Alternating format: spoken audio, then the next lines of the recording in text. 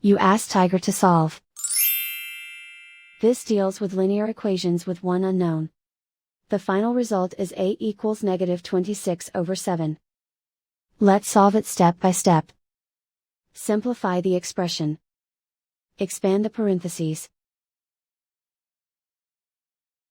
Group like terms. Multiply the coefficients. Simplify the arithmetic. Group all a terms on the left side of the equation.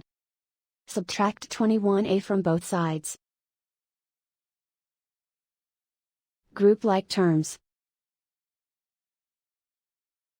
Simplify the arithmetic. Group like terms.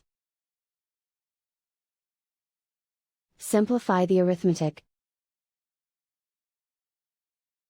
Group all constants on the right side of the equation. Subtract 4 from both sides.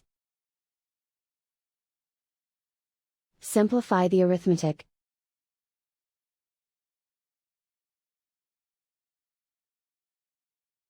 Isolate the a. Divide both sides by -14. Cancel out the negatives. Simplify the fraction.